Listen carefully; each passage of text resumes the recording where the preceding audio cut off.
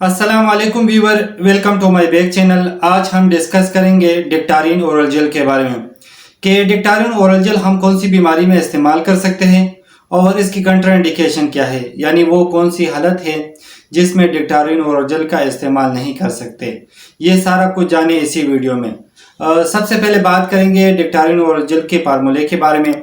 तो इसके अंदर माइकोनोजोल पाया जाता है और ये किसी भी मेडिकल स्टोर से बआसानी मिल सकता है। डिक्टारिन ओरल जेल फंगल इन्फेक्शन को ख़त्म करने के लिए इस्तेमाल की जाती है और ये ओरल जेल है, यानी मुंह में लगाने वाला जेल है।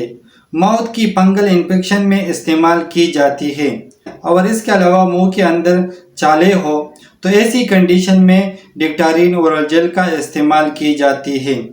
अगर मुंह के अंदर जख्म बन गया हो तो ऐसी कंडीशन में डिक्टारिन ओरल जेल का इस्तेमाल की जाती है। या ज़बान पर चाले निकले हो, इसको ब्लिस्टर कहते हैं, यानी उसी कंडीशन में भी इस्तेमाल कर सकते हैं।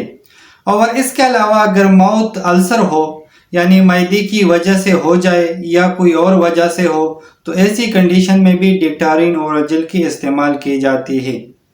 अब बात करेंगे डिक्टारिन ओरल जेल के तरह का इस्तेमाल। तो दिन में 2 या 3 मरतबा इस्तेमाल कर सकते हैं, लेकिन बेहतर यह है कि डॉक्टर के हिदायत के मुताबिक इस्तेमाल करें। अब बात करेंगे डिक्टारिन ओरल जेल के साइड इफेक्ट के बारे में। तो कुछ कॉमन साइड इफेक्ट हो सकता है, जैसा कि स्वेलिंग ऑफ माउथ, यानी मुंह के अंदर स्वेलिंग हो सकता है और इसके अलावा सांस में तकलीफ हो सकता है।